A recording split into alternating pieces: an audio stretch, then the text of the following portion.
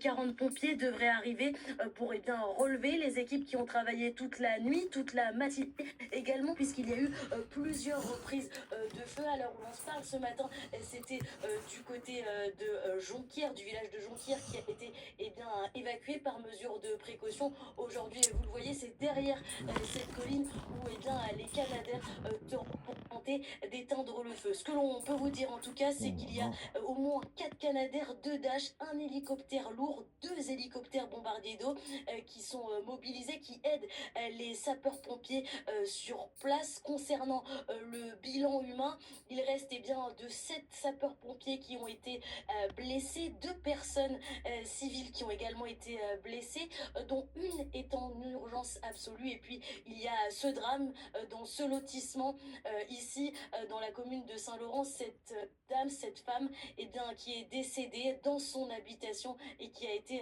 ravagée par les flammes.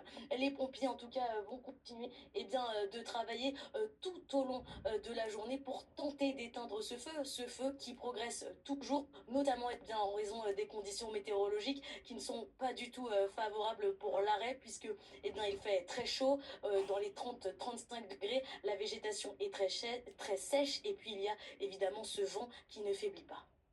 Marie Roux et Margot Sèvres pour ces images désolantes en direct pour BFM TV.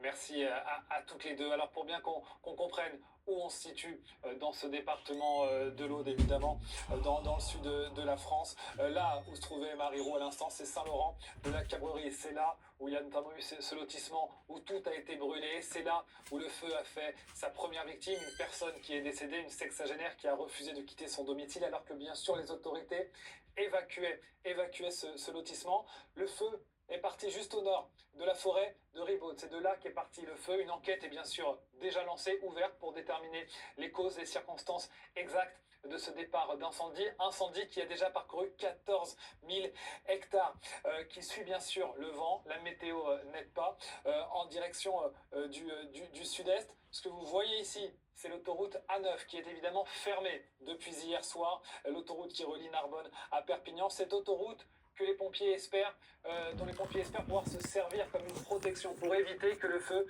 puisse la traverser, parce que bien sûr là c'est le littoral, avec notamment La Palme, station balnéaire, où des campings, 2 campings ont dû être évacués hier. En tout, des centaines d'évacuations, que ce soit du côté du littoral, que ce soit à La Palme, que ce soit dans cette région-là où il y a encore ce panache de fumée. Ce feu qui continue donc de progresser. Il y a des blessés également, des pompiers qui ont été blessés notamment. Certains ont repris déjà le travail pour